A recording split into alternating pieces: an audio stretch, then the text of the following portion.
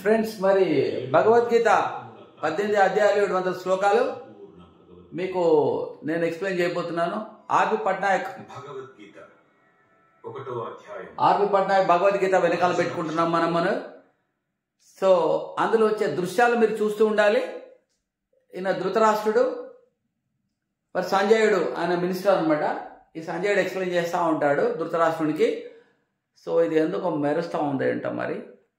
Okay, అయితే ధృతరాష్ట్రుడు okay, మన పుస్తకాలు ఇక్కడ ఉన్నాయి. ఇది ఆర్పి పట్నాయక్ భగవద్గీత. చాలామంది భగవద్గీత ఎందుకు చదవరంటే, ఇస్కాన్ వాళ్ళు మరి కొన్ని గ్రంథాలు ఎట్లా ఉన్నాయంటే చాలా హార్డ్ ఉంటాయి, పదాలు అన్ని కఠినమైన పదాలు ఉంటాయి. ఎవరిని అడిగినా మా దగ్గర భగవద్గీత ఉందండి, ఇంత పెద్దది ఉంది అంటున్నారు. కానీ చదివారా అంటే అది టైం ఉండట్లేదు మాకు సరిగా అంటున్నారు. కానీ యాక్చువల్గా టైం కాదు, వాళ్ళు చదివి ఉంటారు అప్పుడప్పుడు, కానీ చదివితే సరిగ్గా అర్థం కాక వాళ్ళు పక్కన పెట్టేశారు అనమాట. అట్లా కొంతమంది మూర్ఖులు అనాలో మరి ఏమనాలో తెలియదు. అంటే చాదస్తం కొంతమందికి ఎట్లుంటుందంటే, స్నానం చేసినాకనే చదవాలి, ఈ పగలు పలానా మంచి రోజే చదవాలి అనేది ఉంటుంది. క్రిస్టియన్స్, ముస్లిమ్స్ మరి వాళ్ళు ఎప్పుడంటే అప్పుడు వాళ్ళ గ్రంథాలు చదువుతారు, వాళ్ళు తీసుకెళ్తారు ఈ బుక్ను కూడా, భగవద్గీతని ఎప్పుడు వెనకాల మనం తీసుకెళ్ళాలి. ఎక్కడికి వెళ్ళినా సరే చిన్నగా ఉంటుంది, 100 రూపాయలు, ఇది 300 రూపాయలు ఉంటుంది. చాలా వివరంగా డీటెయిల్గా రాశారు, ఇది యాజిటీస్గా రాశారనమాట. ఇస్కాన్ వాళ్ళు ఏం చేస్తున్నారంటే భక్తి వైపే తీసుకెళ్ళిపోతున్నారు. మొత్తం భక్తి భక్తి భక్తి అంటే వాళ్ళు కర్మయోగాన్ని గురించి సరిగ్గా చెప్పడం లేదు అక్కడ. అట్లాగే అక్కడ ధ్యాన యోగం ఉంటుంది, ధ్యానముతో గురించి కూడా చెప్తారు వారు భగవద్గీతలో శ్రీకృష్ణ పరమాత్మ. అయితే ఆ ధ్యానం ఏంటి అనేది వాళ్ళు ఇగ్నోర్ చేస్తూ ఉన్నారు. ఈ కలియుగానికి ధ్యానం అక్కర్లేదని చెప్పేస్తారు వాళ్ళ అర్థం, వాళ్ళ భాష చెబుతున్నప్పుడు తాత్పర్యము అలా చెప్తారు. సో నిజానికి భగవద్గీత ఇది ఎందుకో షేక్ వస్తుంది, మళ్ళీ ఆఫ్ చేసి ఆన్ చేస్తాను. ఇప్పుడు షేకింగ్ రావట్లేదు, వెరీ గుడ్. ఆఫ్ చేసి ఆన్ చేశాను. సో మరి ఇట్లా కంటిన్యూ చేద్దాం. సో ఫ్రెండ్స్, మరి ఈ భగవద్గీత ఎందుకు మనకు అవసరం అనేది శంఖం పూరిస్తున్నారు భీష్ముడు, ఇక్కడ దుర్యోధనుడు. అయితే కొంతమంది ఇప్పుడు హిందూ విమర్శకులు ఏమంటారంటే, ఈ భగవద్గీత హింసను ప్రోత్సహిస్తుంది, అసలు మా మతం అయితే హింస ప్రోత్సహించదు, మా మతం క్షమించమంటది అంటారు. కానీ నిజంగా క్షమించడం వల్లనే దుర్మార్గులు పెరిగిపోతూ ఉంటారు. అవునా కాదు? మీరు ఒకసారి ఒక చిన్న ఎగ్జాంపుల్ చెప్తాను. క్షమించేవాడు నిజంగా మూర్ఖుడు, వాళ్ళే దుర్మార్గులు చెల్లగడానికి, హింస పెరగడానికి వాళ్ళే కారకులు అవుతున్నారు. మీరు గమనించండి.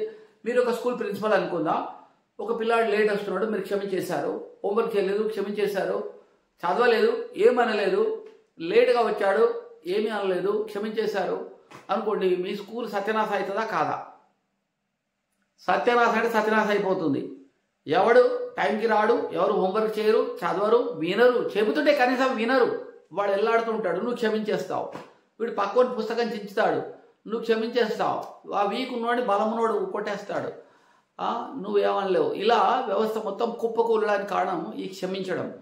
అలా అని మరి అమెరికా లాంటి దేశాలు, అంటే క్రిస్టియన్స్ ఉన్న దేశాలు, ముఖ్యంగా ఇంగ్లాండ్, మరి వీళ్ళు ఎవరు కూడా క్షమించలేదు. వాళ్ళు బలంగా శిక్షలు వేశారు.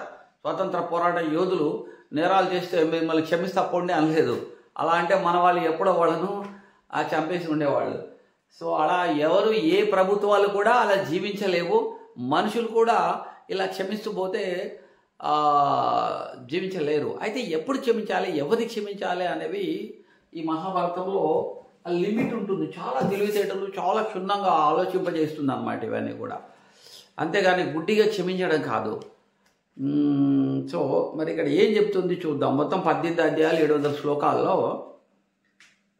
అయితే ఇది భగవద్గీత రెగ్యులర్గా చదవడం వల్ల మీకు ఏమైనా ఉంటే, గ్రంథకర్త ఏమంటాడంటే ముఖ్యంగా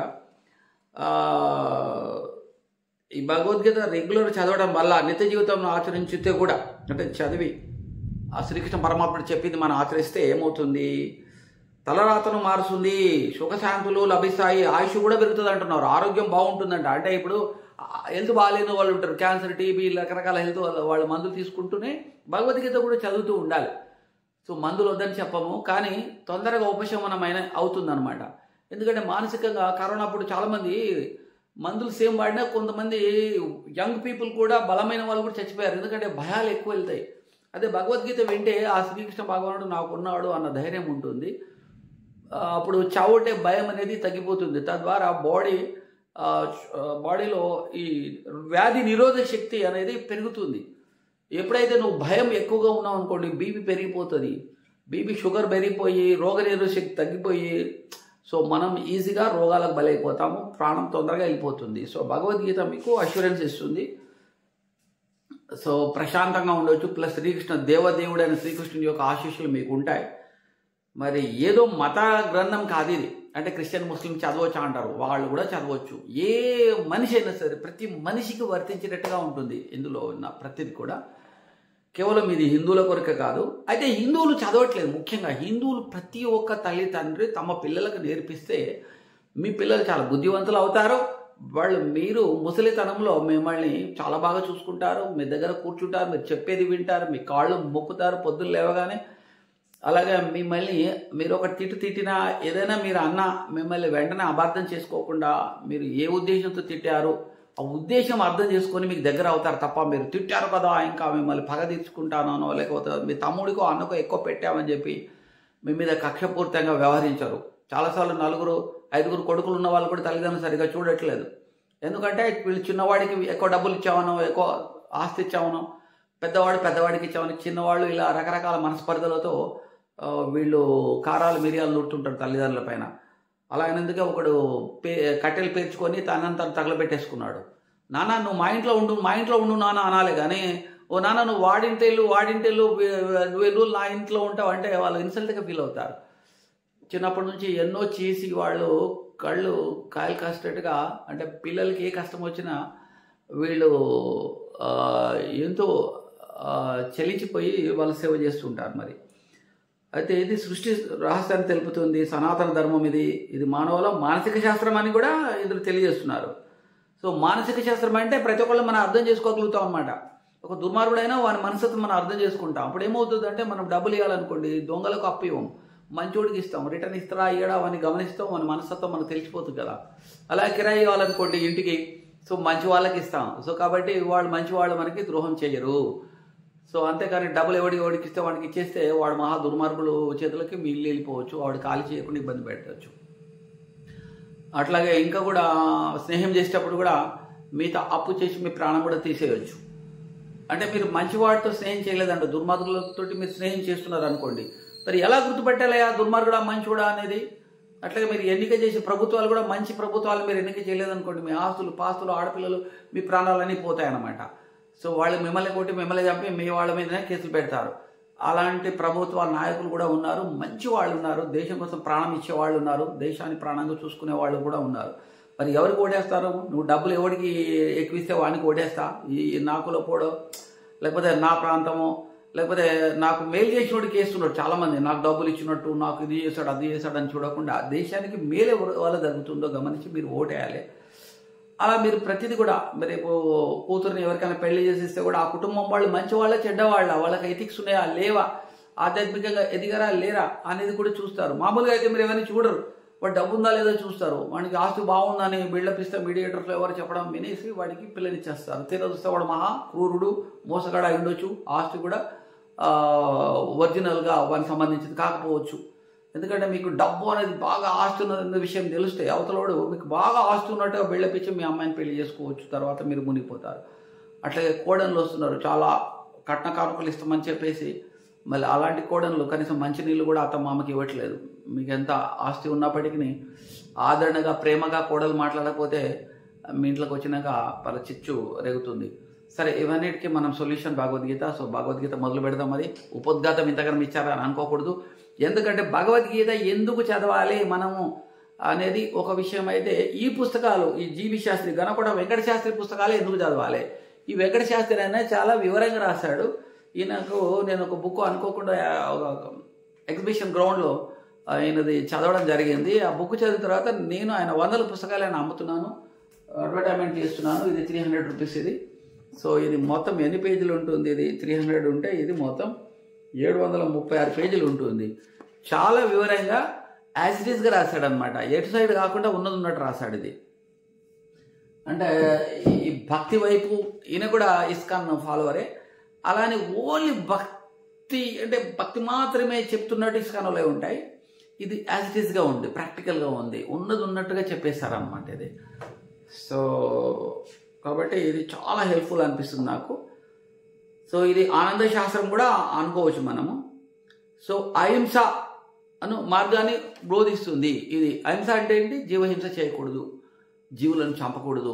చుట్టూ ఏ కుక్క అయినా సరే, ఆవు, ఎద్దు ఏదైనా సరే బాధపడుతుంటే మనం వెంటనే వాళ్ళకి వెళ్ళి ఆహారం పెట్టడం, వాటర్ ఇవ్వడం లాంటివి చేస్తాం. ఎందుకంటే చలించిపోతాం. శ్రీకృష్ణుడు భగవద్గీతలో ఏం చెప్తున్నారంటే, ఎవరైతే సకల చరా జీవులు అంటే అన్ని జీవుల యొక్క కష్ట సుఖాలు తనవిగా భావించేవాడే నాకు ఇష్టం అని చెప్పాడు శ్రీకృష్ణుడు. అంటే ఇక్కడ ఒక అత్త కష్టపడి లేవలేక బాత్రూమ్ వెళ్ళిపోతుంటే కోడలు వెళ్ళి వెంటనే పరిగెత్తుకెళ్ళి ఆ అత్తకు సహాయం చేసి ఆమెను బాత్రూమ్ తీసుకెళ్ళగలుగుతుంది. ఎందుకంటే సకల జీవుల కష్ట సుఖాలు తనవిగా భావించే వాళ్ళు అంటున్నారు. అంటే అర్థం ఏంటి? కోడలు అత్తను అంత బాగా చూడాలి. అత్త లేవలేనప్పుడు సహాయంగా చేయి అందించి ఆమెను ప్రేమగా ఆమెకు చాయ్ ఇవ్వటము, ఆమెకు ఆహారం తినిపించడము, తినలేకపోతే కూడా చేతితో తినిపించగలగాలి కోడళ్ళు, కూతుర్లు, మరి కొడుకులు. చాలాసార్లు ముసలామ ఉంది, ఆమె అలాగంటారులే, ఆమె ఎప్పుడు చేస్తున్నారో అంటే ఇక రోజు చేస్తావులే అంటారు. ఎప్పుడు చేస్తారో తెలియదు. వాళ్ళు ఆ బాధతో అంటుంటారప్పుడు మనం అర్థం చేసుకొని పాజిటివ్గా రెస్పాండ్ అవ్వాలి. సో మరి పక్క ముసలమ్మలు కూడా వాళ్ళ కోడలు సరిగ్గా చూడకపోతే మనం వెళ్ళి ఎందుకులే మనకెందుకు గొడవ అని కాకుండా నువ్వు వెళ్ళి, ఏమమ్మా అత్తని ఇలా చూడకూడదు కదా, అత్త నువ్వు తిడితే 2 తిట్టుతాలి, కానీ అత్త ముసలమ్మలను మామను కానీ ఇలా చేయకూడదమ్మా అని మనం చేయగలిగిన మంచిని వాళ్ళకి చెప్పాలి, చెప్తాం కూడా. భగవద్గీత మనకు ఆ ధైర్యం ఇస్తుంది. అలా చెప్పినప్పుడు మనకు కొన్ని వాళ్ళు అవమానం చేయొచ్చు, మన మీద పగబట్టచ్చు. ఒక్కోసారి మనం ప్రేమగా మంచితనంగా చెప్పాలి. ఇలా కాకపోతే రేపైనా వాళ్ళు అర్థం చేసుకుంటారు. సో భగవద్గీత ఆ జ్ఞానం ఇస్తుంది అనమాట. అంతేగాని పక్కింటోళ్ళు వాళ్ళ తల్లిదండ్రులు చెప్పితే బాగా ముసలి పక్కింటోళ్ళు నన్ను ఆ రోజు అట్లా అన్నది, ఈరోజు ఇట్లా అన్నదని పగ తీర్చుకుంటూ ఉండం. ముసలితనంలో వాళ్ళ వయసులో వాళ్ళు ఎన్నెన్నో అబద్ధాలు మోసాలు చేయవచ్చు, మిమ్మల్ని ఇబ్బంది పెట్టవచ్చు, ఏమన్నా అనరాని మాటలు అనవచ్చు. అవన్నీ మైండ్లో పెట్టుకోకూడదు. ముసలిగా అయినప్పుడు చావు బతుకుల మధ్యలో ఉన్నప్పుడు శత్రువును కూడా సహాయం చేయాలని శ్రీకృష్ణ భగవానుడు మీరు చూశారు. మరి వాళ్ళు కర్ణుడిని చంపిస్తాడు కృష్ణుడు, కానీ చనిపోయేటప్పుడు మళ్ళీ వాళ్ళని అసహించుకోడు. రావణుడు చనిపోయేటప్పుడు కూడా వాళ్ళకు ఒక రెస్పెక్ట్ ఇస్తారు. ఎందుకంటే చనిపోయేటప్పుడు ఏ వ్యక్తి అయినా మన శత్రువు కాదు, ఎవరికి శత్రువు కాడు. సో అలాంటి జ్ఞానం భగవద్గీత మీకు ఇస్తుంది. సో అలాంటి భగవద్గీత అనేది అద్భుతమైన భగవద్గీత. మరి మన సునీత విలియమ్స్ కూడా ఆమె అక్కడ అన్ని రోజులు ఉండడానికి కారణం ఆ భగవద్గీతని ఆమెకు ధైర్యం ఇచ్చిందని ఆమె చెబుతుంది. మరి వినాయకుడి యొక్క బొమ్మ కూడా తనతో పెట్టుకుంది. మరి వాళ్ళకు చేస్తామా బతుకుతామో తెలియదు. వాళ్ళు జస్ట్ 8 days ఏమో అనుకున్నది, 9 నెలలు అక్కడ ఉండాల్సి వచ్చింది. ఆ 9 నెలలు వాళ్ళకి ఎంత మానసిక క్షోభ ఉంటుంది.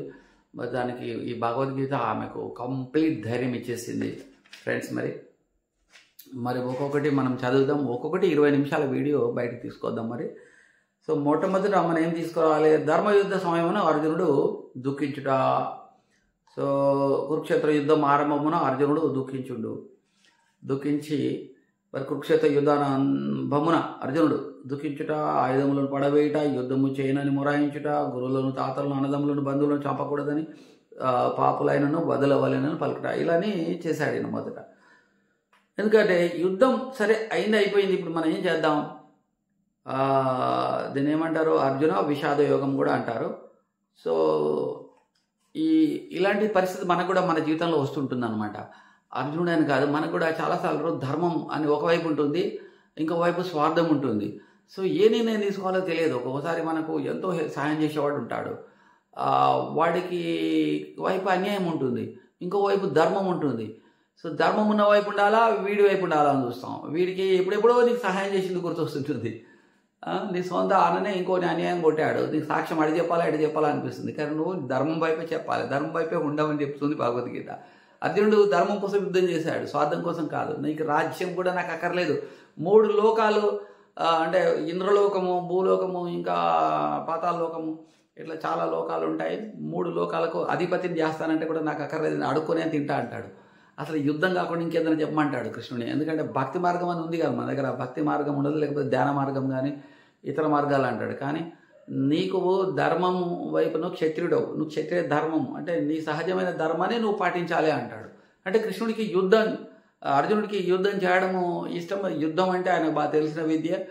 సో ఆయన సహజ స్వభావం యుద్ధం. కాబట్టి అదే చేయమన్నాడు తప్ప నువ్వు ఇంకొక దాంట్లో చేయొద్దన్నారు. అంటే బ్రాహ్మణులాగా నేను జ్ఞానం చెప్పి అంటే బ్రాహ్మణత్వం లాగా చేస్తాను అని. బ్రాహ్మణ్స్ ఏం చేస్తారు? జ్ఞానాన్ని ఇస్తారు, ఆధ్యాత్మిక జ్ఞానాన్ని ఇవ్వటం వాళ్ళ ధర్మం. అట్లా ఇంకోటి మర్చిపోయిన చెప్పడము, ఈ భగవద్గీత జ్ఞానం అనేది ఆధ్యాత్మిక జ్ఞానంలో ఉన్నతమైన జ్ఞానం. ఈ ఉన్నత జ్ఞానం మరి మీరు తెలుసుకుంటే కనుక మీరు పాపకర్మలు దగ్ధమైపోతాయి. అంటే పాపం దగ్ధమవడం అంటే ఏంటి? యాక్సిడెంట్లు అనేవి జరగకుండా ఉంటాయి, రోగాలు అనేవి రావు, లేకపోతే ఒకవేళ చనిపోతే కూడా స్మూత్గా చనిపోతాం.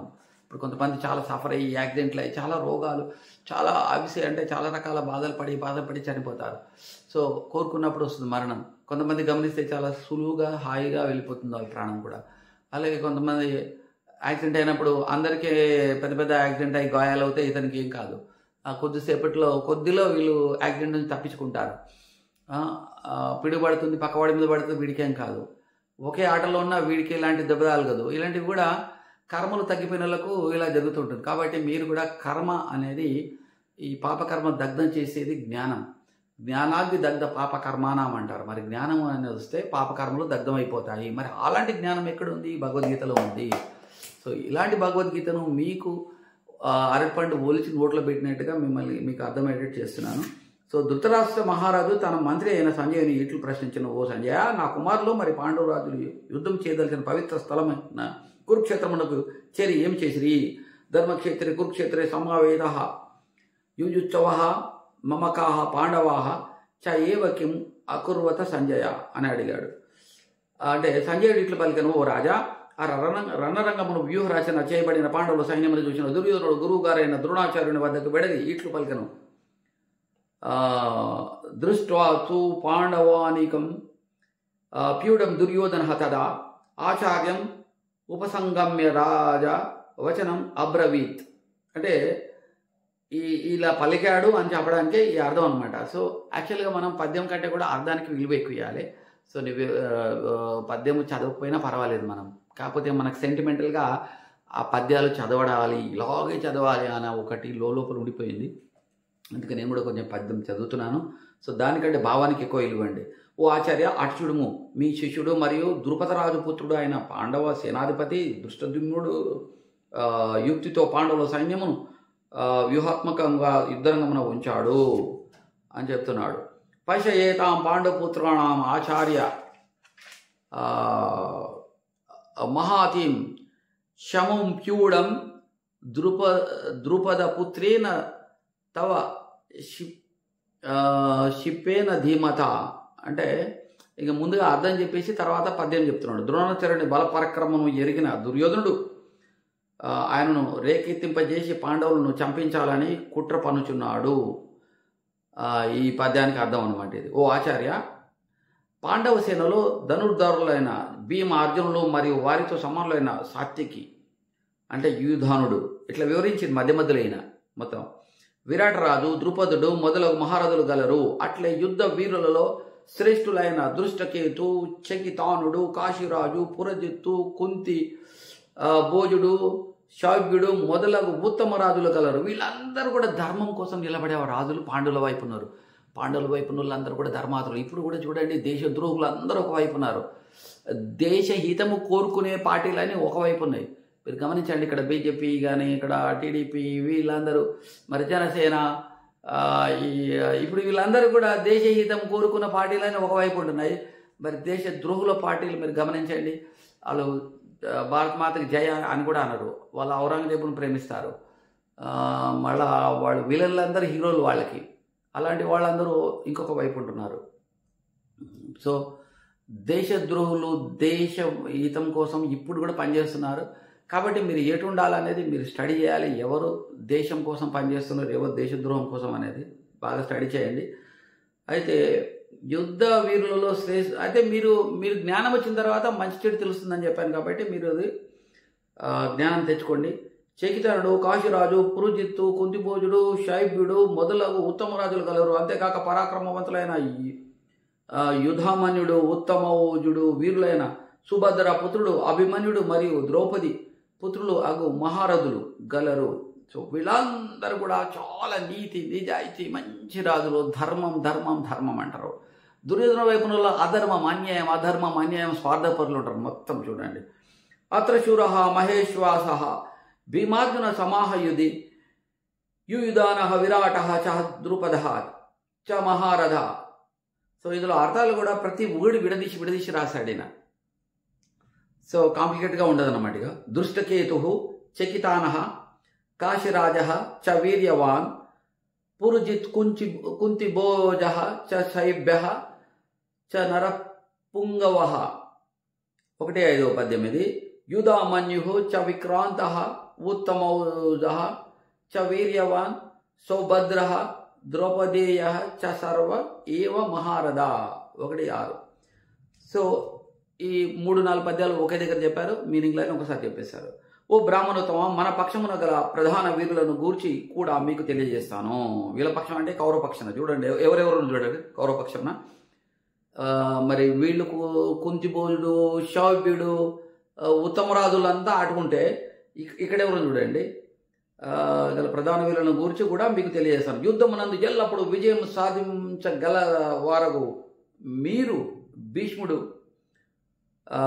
కర్ణుడు, కృపాచార్యుడు, అశ్వత్థామ, ఏక వికర్ణుడు, సోమదత్తుని కుమారుడైన భూరిపుత్రుడు మరి ఎందరో శూరులు, వీరులు, వివిధ ఆయుధముల ప్రయోగములలో యుద్ధ విశారదులైన వారు నా కొరకు తమ ప్రాణము కూడా అర్పించుటకు పోరాటము చేయుటకు సిద్ధపడి ఉన్నారు. సో మరి వీళ్ళ కొరకు, నా కొరకు అన్నాడు ఏంటినా. సో అంటే వీళ్ళ కొరకు ప్రాణాలు అర్పడానికి సిద్ధంగా ఉన్నారని చెప్తున్నాడు. సో అస్మాకం తు విశిష్టాః ఏ తాన్ నిబోధ ద్విజోత్తమ నాయకాః మమ సైన్యాన్య సంజ్ఞార్థం తాన్ బ్రవీమితే భవాన్ భీష్మః చ కర్మశ్చ కృపశ్చ సమతింజయః అశ్వత్థామ వికర్ణః చ సౌమదత్తి తథా ఏవ చ అన్యే చ బహవః శూరాः మదర్థే త్యక్త్వా జీవితాः నానా శస్త్రపహారాణాः సర్వే యుద్ధ విశారదాः. సో ఇలా దీని యొక్క శ్లోకాలు రాశారు 1-9 వరకు. ఆచార్య, మన సైన్యము భీష్మునిచే రక్షింపబడుచు అపరిమితముగా ఉన్నది, భీమునిచే రక్షింపబడు పాండవుల సైన్యం పరిమితంగా ఉన్నది అని చెప్తున్నారు. డైరెక్ట్గా అర్థమే చెప్పేస్తాను నేను. ఆచార్య, మీరందరూ మీ స్థానములలో స్థిరముగా నిలిచి అన్ని వైపుల నుండి భీష్మ తాతను రక్షించవలెను అయితే అని రాజు దుర్యోధనుడు ఆచార్యుడైన ద్రోణునకు తెలిపెను. అప్పుడు పరాక్రమవంతుడైన భీష్ముడు సింహనాదం వలె బిగ్గరగా తన శంఖమును ఊది అందరికి సంతోషం కలిగించును. అప్పుడు మిగతా కౌరవ సేనాధిపతులు తమ తమ శంఖములను, నగారాలను, కొమ్ము, వాయిద్యం మొదలగు వాటిని ఒక్కసారిగా ప్రయోగించి వాటి ధ్వని భీకరంగా ఉండెను. ఆ తర్వాత తెల్లని గుర్రములతో కట్టబడిన మహారథమును గల లక్ష్మీపతి అయిన మాధవుడు మరియు పాండురాజు కుమారుడైన అర్జునుడు వారి దివ్య శంఖములను ఊదిరి. మాధవుడు పాంచజన్యమును శంఖమును, అర్జునుడు దేవదత్తమును శంఖమును, గొప్ప పరాక్రముడైన భీముడు తన మహాశంఖమైన పాండ్రమును ఊదిరి. కుంతిపుత్రుడైన రాజు యుధిష్ఠిరుడు అనంత విజయము శంఖమును, సకులుడు సకోశమును శంఖమును, సహదేవుడు మణిపుష్పకము అను శంఖములు పూరించిరి. సో 1:16 వరకు అయిపోయింది ఇది. వీళ్ళు ఎలా శంఖాలు పూరించారు. Okay, thank you friends. Current వెళ్ళిపోయింది. బాయ్.